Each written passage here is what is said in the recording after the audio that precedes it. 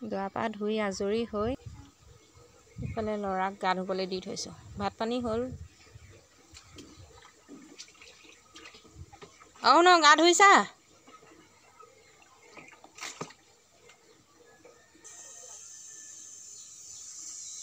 ভাত দাইল হ'ল।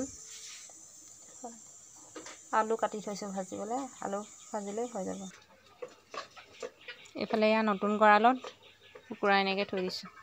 এইখিনি বালিখিনি দি থৈছোঁ, ইয়াতে সিহঁতি খুচৰি অকণমান হেৰি কৰিব পাৰিব। তাৰপৰা এইটো সজা দি থৈছোঁ কণী পাৰিবলৈ। বালিখিনি ওপৰতে দি থৈছোঁ যাতে কণী পৰাৰ পিছত সজাটো কুকুৰা উঠি দিলে লুটি খাই পৰিলে কণী বালিতে পৰিব, তেতিয়া নেভাগে।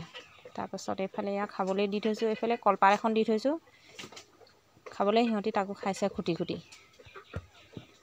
ভিতৰত সোমাই দেখা নাই আৰু বাহিৰৰ পৰাই দেখাইছোঁ।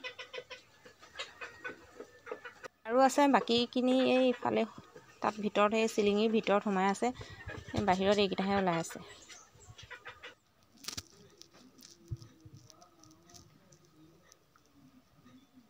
এই ব্লেংকেটৰ এইবোৰ পটিবোৰ ফাটি এটাই আছে, তাকে চিলাই লৈছোঁ। এইফালে ল'ৰা শুৱাই লৈ কাম কৰি আছে।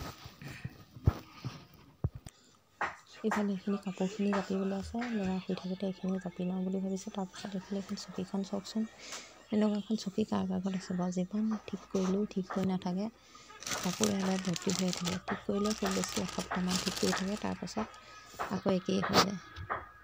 চব কাপোৰ আনি ইয়াতে দম কৰা হয়, জমাই থোৱা হয় ইয়াতে। তাৰপাছত এইফালে আগফালে ড্ৰয়িং ৰুমত ছোৱালীজনীয়ে ছবি আঁকি আছিলে, তাকে বোলো অকণমান দেখাই দিওঁ।